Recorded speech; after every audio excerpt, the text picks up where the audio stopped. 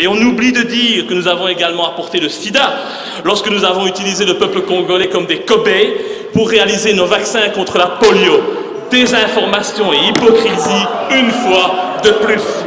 L'heure est venue d'oser regarder la vérité en face, d'oser reconnaître que jamais notre pays n'aurait pu se développer comme il l'a fait, sans avoir pillé les richesses du Congo, sans avoir pillé les richesses du Congo, sans avoir pillé les richesses du Congo, sans avoir asservi le peuple congolais. 10 millions de morts, cela représente 50% de la population congolaise de l'époque, mais jamais notre pays s'est sincèrement excusé pour ces exactions. Aujourd'hui, plus de 100 ans après ces faits, notre pays a l'obligation morale de faire un devoir légitime et élémentaire de mémoire. Le Congo est pour toujours un pays frère, un pays sans lequel jamais la Belgique ne serait devenue une grande puissance européenne. Le règlement, c'est le règlement.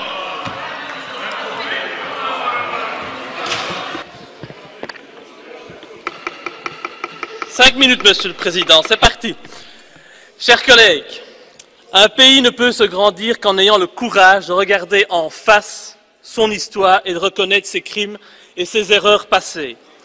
En ce sens, et afin de créer une nouvelle collaboration saine, éthique et respectueuse entre notre pays et la République démocratique du Congo, je pense qu'il est notre devoir, comme l'ont fait avant nous d'autres anciennes puissances coloniales, d'ouvrir les pages les plus sombres de notre histoire. L'heure est venue d'oser regarder la vérité en face, d'oser reconnaître que jamais notre pays n'aurait pu se développer comme il l'a fait, sans avoir pillé les richesses du Congo, sans avoir asservi le peuple congolais. De nombreux bâtiments bruxellois, comme le Cinquantenaire, le musée de Tervuren, ont été construits avec le sang du peuple congolais.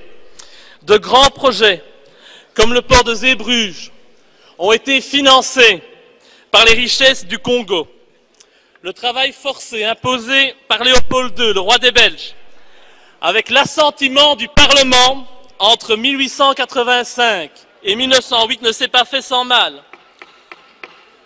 Des populations furent massacrées, domptées par la force par l'envahisseur, des femmes furent violées par les représentants de l'autorité coloniale. La déportation fut pratiquée, sans oublier la tristement célèbre coutume colonialiste des mains coupées, qui toucha également des enfants.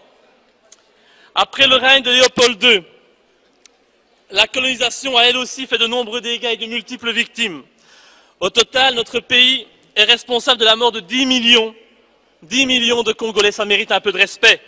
Un des plus grands génocides du monde. Ces chiffres furent évoqués, pas par moi, mais par une commission officielle du gouvernement belge en 1919. 10 millions de morts, cela représente 50% de la population congolaise de l'époque, mais jamais notre pays s'est sincèrement excusé pour ces exactions. Bien sûr, le comportement brutal des colonisateurs était monnaie courante à cette époque, mais ces éléments ne changent et n'excusent en rien les faits qui ont été commis par des représentants de la Belgique, avec l'approbation claire et ferme du souverain de l'époque, le roi Léopold II. L'ambition de notre roi et le statut qu'il voulait offrir à notre pays ne doivent, c'est pas possible, hein?